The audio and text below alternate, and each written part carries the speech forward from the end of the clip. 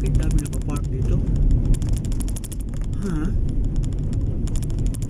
Mayroong resort dito sa gitna ng bundok? Oh my god.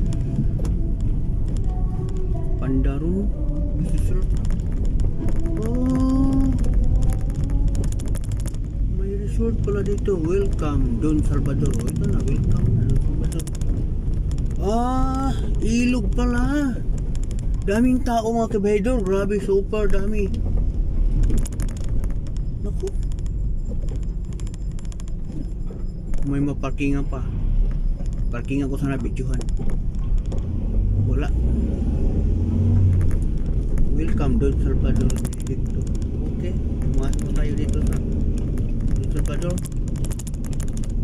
Ano pala yung resort lang nila, kabiyahidor? Ano? Yung maraming tubig, yung ilog pala, malaking ilog. Eh, tako ba may resort, dami sasakyan, kaparada o gilid. Ano pala?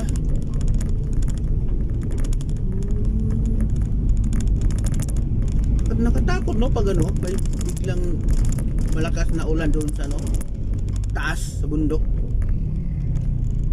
Delikado. Grabe no, dito sa bundok mayroon pala silang resort. Resort sa bundok. Nasa ilog. Kaya ang daming sakyan na nakapark pala dyan. Resort pala yan. Now, alam ko na. May resort dito sa bundok.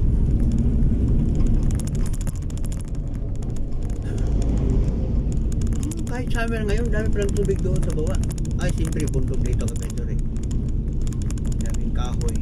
So, talagang hindi maubos yung tubig nila dito.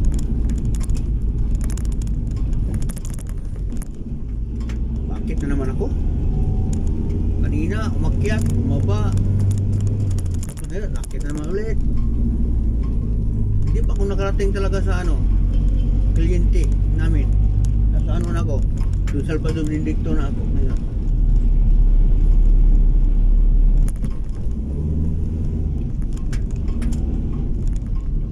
Naku. Ano ba nangyari? Itong pambihira kasi itong ano, nagtitinda ng mani. Lumusot pa itong may karga pa mga bata, wala pang mga helmet, silang lahat, isang pamilya siguro yan. Delikado. O tingnan mo, dami pa rin sasakyan sa parking. Ayun pala, dito siguro punta yung mga tao kasi daming mga resort nila. Ay naku, saan kaya banda yung ano, kliyente? Baka doon naman sa resort na yun, sa ilog na yun. Bakit na naman? Ito napansin ito nung unang panahon na.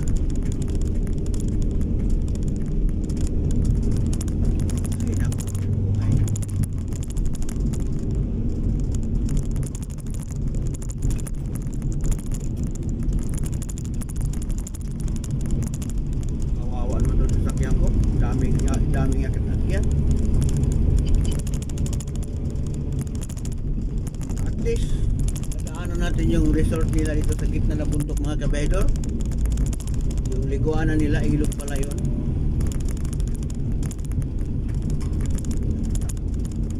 Gaya nun sa siyudad, ang ilog ang dumi, dito sa kanila ang linis. Ay, dito lang yan, Don Salvador Benedicto.